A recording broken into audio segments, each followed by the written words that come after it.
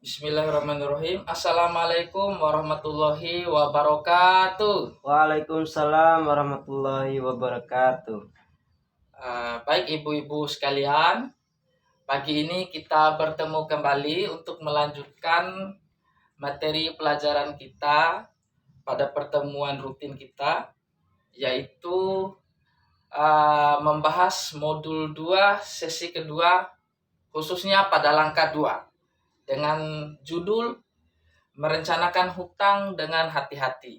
Begitu ibu-ibu ya? Ya. Jadi pada pertemuan ini kita akan mempelajari, kita akan mendiskusikan bagaimana seharusnya kita berhutang. Ya. Jadi berhutang itu ibu tidak sembarangan ya, Ya. tidak asal-asalan. Harus ada yang diperhatikan. Begitu ibu-ibu ya? Ya. Jadi begini, saya ada semacam yel-yel. Kalau saya tanyakan begini, uang tidak cukup, ibu-ibu jawab, ya diatur dong, begitu ya. Ya. Nanti jawab seperti itu ibu ya. Ya. Saya coba dulu ya. Uang tidak cukup, Harus diatur dong. iya betul sekali. Baik ibu-ibu sekalian, sebelum kita memulai pelajaran ini, kita putar dulu film 2B ibu-ibu ya. Ya. Kita nonton bersama filmnya. Jadi film ini menceritakan tentang Ibu Lili dan Pak Agus yang mengalami kesulitan dalam hal mengelola keuangannya. Itu Ibu ya. Jadi kita nonton dulu. Baik ibu-ibu, sudah dilihat filmnya? Ya, sudah. Jadi dari film tersebut, apa kira-kira masalah yang dihadapi oleh Ibu Lili dan Pak Agus? Masalah kekurangan uang. Iya, betul sekali. Jadi Pak Agus sama Ibu Lili itu kesulitan membayar biaya obat rumah sakit, gitu ya? Ya. Ya. Maksud saya bukan Pak Agus, Pak Rusli, anaknya itu bernama Agus gitu ya? Ya. Jadi Pak Rusli dan Ibu Lili kebingungan membayar biaya pengobatan anaknya Agus. Begitu ibu-ibu ya? Ya. Kenapa Ibu Lili kebingungan? Karena Ibu Lili ini tidak memiliki perencanaan yang matang tentang keuangannya. Begitu ibu-ibu. Maka salah satu cara yang bisa dilakukan adalah berhutang. Ya. Jadi dalam kasusnya Ibu Lili ini, berhutang itu diperbolehkan ibu-ibu ya. Ya. Kenapa diperbolehkan? Karena membayar biaya obat rumah sakit itu merupakan kebutuhan. Ya. Kalau kebutuhan itu harus disegerakan, diusahakan, dan dipenuhi. Itu namanya kebutuhan. Jadi dalam hidup kita ini ibu-ibu, saya perlu tekankan ada dua hal ya, yaitu kebutuhan dan keinginan. Kalau kebutuhan itu wajib dipenuhi karena dapat mengganggu kehidupan kita. Kalau keinginan itu tidak wajib untuk dipenuhi, bisa ditunda dan juga mungkin bisa dibatalkan. Contoh ya Pak, Bapak ya, kita makan nasi 3 kali sehari. Itu merupakan kebutuhan apa keinginan Ibu? Itu kebutuhan. Iya betul. Kenapa itu menjadi kebutuhan? Kenapa? Karena itu untuk memenuhi kebutuhan hidup kita. Iya betul sekali. Saya tegaskan ya, kalau kita tidak makan nasi, kita akan lapar. Ya. Kalau kita lapar, kita akan sakit. Kalau kita sakit, kita tidak bisa bekerja. Kalau hal ini terus-menerus terjadi, maka pada akhirnya nanti kita bisa mati Bapak Ibu. Gitu ya. Ya. Makanya makanan atau kebutuhan sehari-hari seperti makanan, minuman itu kita kategorikan sebagai kebutuhan. Ya. Karena dia kebutuhan, maka wajib untuk dipenuhi. Nah, berbeda dengan keinginan. Misalnya, Ibu Fatimah, anaknya yang bernama Agus minta dibelikan tas baru, padahal tas lama masih bisa dipakai. Itu membeli tas baru itu kebutuhan apa keinginan Ibu? Keinginan. Iya, betul sekali. Jadi kalau tasnya tidak dibelikan, tidak apa-apa. Agus tidak akan mati. Agus tetap bisa melanjutkan sekolahnya dengan tas lama selama masih bisa dipakai atau layak dipakai. Jadi begitu Ibu ya. Ya, Kalau keinginan bisa ditunda bahkan dibatalkan berdasarkan kemampuan keuangan kita. Dalam kasus di film yang kita tonton tadi, yaitu kasusnya Bu Lili dan Pak Rusli, dengan anaknya Agus masuk rumah sakit, kemudian harus bayar biaya obat 400.000 sama transportasi 100.000, itu masuk kebutuhan apa keinginan ibu-ibu? kebutuhan. Iya, betul sekali. Karena tidak boleh tidak dibayarkan. Karena itu kewajiban Ibu Lili dan Pak Rusli. Karena eh, untuk membeli obat di rumah sakit untuk biaya kebutuhannya Agus. Kalau obat itu tidak dibeli, anaknya Agus bisa makin parah sakitnya. Bahkan mungkin nanti bisa meninggal juga. Makanya dikatakan kebutuhan. Maka pada kasus kebutuhan, hutang itu diperbolehkan ibu-ibu ya. Ya, Maka kasusnya Bu Lili dan Pak Rusli ini dia boleh berhutang. Tapi ingat ibu-ibu ya, berhutang memang boleh, tapi kita harus merencanakan hutang dengan hati-hati gitu. Kenapa kita harus merencanakan hutang? Kok selama ini kalau mau hutang ya hutang aja. Iya, takutnya nanti ibu terlilit oleh hutang. Karena hutang yang terus-menerus akan bisa membawa masalah yang sangat besar dalam kehidupan berumah tangga ibu-ibu.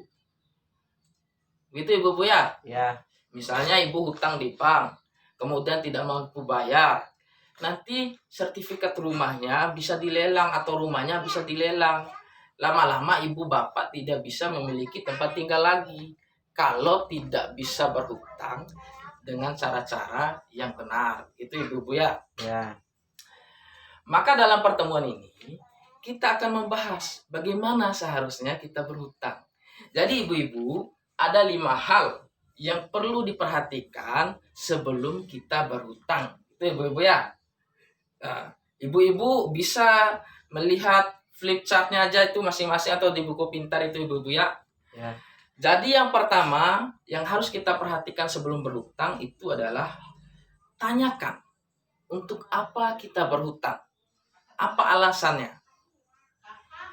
Kalau kita melihat kasusnya Bu Lili dengan Pak Rusli, dia berhutang untuk apa tadi Bu? Coba?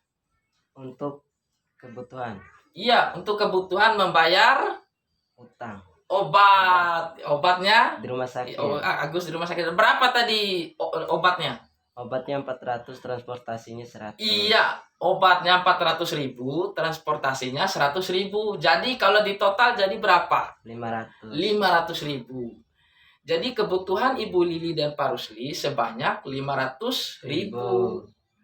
Nah, karena Ibu Lili tidak punya uang 500.000 dan Pak Rusli juga baru memulai pekerjaannya dan nanti upahnya akan dibayarkan 4 bulan kemudian, maka tidak ada cara lain selain berhutang. Gitu. Jadi dalam kasus Bu Lili dan Pak Rusli, hutang diperbolehkan. Wah enak dong sudah boleh berhutang. Iya enak. Tapi ada hal kedua yang perlu diperhatikan ibu-ibu. Apa itu? Hal kedua adalah apakah tidak ada cara lain selain berhutang. Jadi kalau masih ada cara lain, tempuh dulu cara lain Bu. Hindari dulu berhutang. Contohnya apa Ibu? Apakah Ibu Lili punya tabungan? Kalau punya tabungan, tabungannya diambil dulu, dipakai dulu buat bayar obat Ibu. Jangan saya punya tabungan 1 juta, tapi buat bayar obat Agus ini saya berhutang aja biar tabungan saya nggak berkurang. Tidak boleh seperti itu Ibu. Keliru itu cara berpikirnya. Ambil dulu uang tabungannya untuk memenuhi kebutuhan. Kalau sudah tidak ada tabungan, maka tanyakan apa masih ada aset yang bisa dijual atau yang bisa digadaikan. Misalnya kebun, sawah. Kalau ada digadaikan dulu Ibu. Usahakan jangan berhutang dulu. Gitu ya. Jadi hal kedua adalah tanyakan apakah masih ada cara lain atau tidak. Kalau masih ada cara lain, misalnya ada tabungan, pakai dulu uang tabungannya. Ada aset yang bisa digadai, pakai dulu asetnya. Gitu Bu ya. Ya. Jangan langsung berhutang. Iya, Pak. Kemudian cara ketiga apa Ibu? Tanyakan berapa besar kita harus berhutang atau meminjam uang. Jadi mentang-mentang tadi saya katakan sudah boleh berhutang dalam kasusnya Bu Lili dan Pak Rusli. Saya mau berhutang 10 juta atau 20 juta. Itu juga keliru ibu-ibu ya. Tanyakan berapa kebutuhannya. Tadi berapa ibu-ibu kebutuhannya Ibu Lili? 500. 500 ribu saja. Jangan hutang 1 juta ibu. Jangan hutang 10 juta gitu. Keliru itu. Kalau kebutuhannya 500, ya dihutangnya 500 juga ibu-ibu. Jangan berhutang. Mentang-mentang sudah kata pendamping kalau dalam keadaan seperti ini, situasi seperti ini kita boleh berhutang. Maka saya berhutang 10 juta. Ya, tidak benar. Tanyakan berhutanglah sesuai dengan kebutuhannya gitu Bu. Jangan nanti hutang membengkak, kebutuhannya 500, hutangnya 10 juta. Bagaimana nanti cara bayarnya Ibu? Itu bisa jadi masalah juga ya Bu ya. Iya. Baik. Hal keempat yang harus diperhatikan adalah bagaimana kita harus membayar hutang itu. Jadi cara kita membayar pun perlu kita perhatikan dan pertimbangkan ibu-ibu ya. Penghasilan saya dalam 1 bulan itu misalnya 300.000. Jadi nanti pengembaliannya dalam 1 bulan itu jangan pilih pengembalian 400.000 karena nanti akan minus.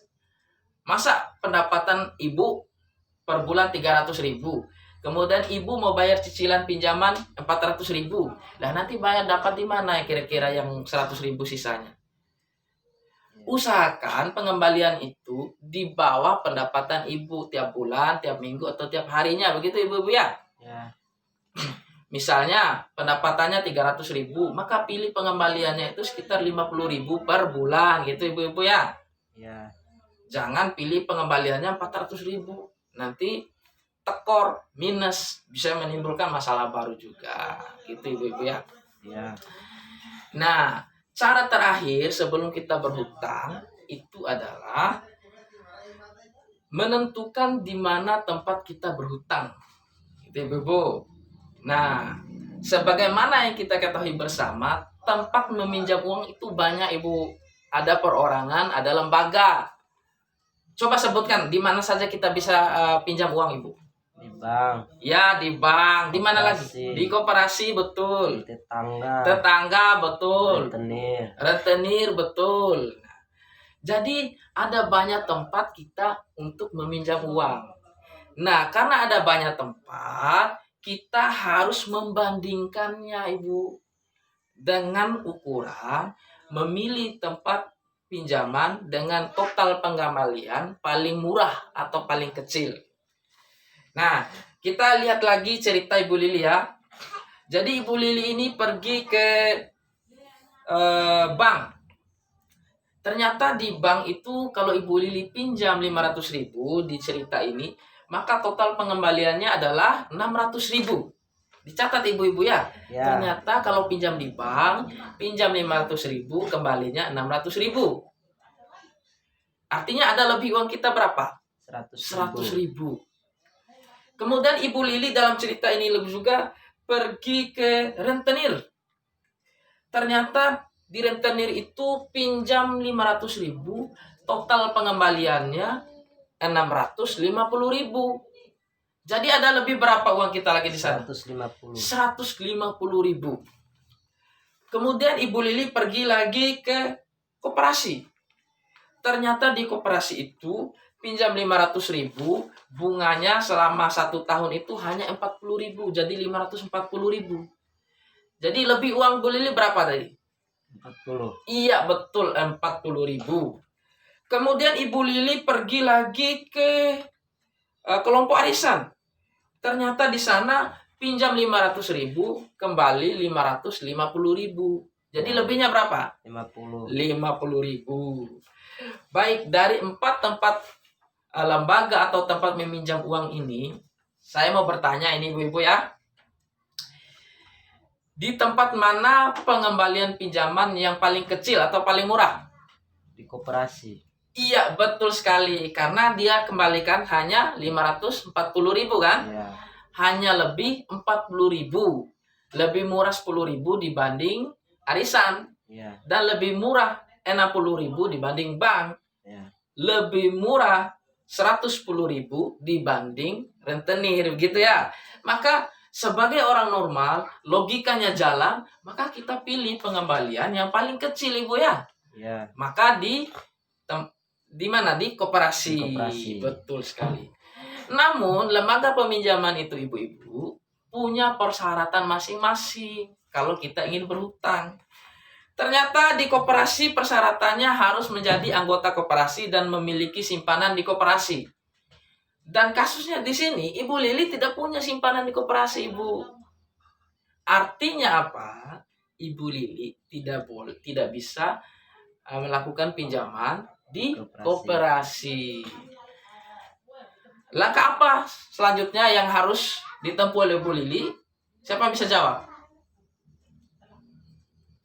Iya, betul sekali. Dia harus beralih tempat meminjamnya. Dari koperasi, dia harus beralih ke tempat peminjaman total pengembalian terkecil nomor 2. Setelah koperasi apa tadi, Ibu-ibu? Siapa yang bisa jawab? Di tempat arisan. Iya, betul sekali, Ibu Ramla. Di tempat arisan ya. Iya. Jadi pengembalian terkecil nomor 2 setelah koperasi itu adalah tempat arisan. Jadi Ibu Lili seharusnya meminjam di Tempat arisan. Iya, tempat arisan. Karena syaratnya juga tidak perlu menjadi anggota kelompok arisan gitu ya. Artinya dari segi syarat-syarat bisa gitu loh. Dari total pengembaliannya termurah dibanding jika berutang di bank dan di rentenir ya. Maka Ibu Lili harus meminjam di kelompok arisan. Begitu Ibu-ibu ya.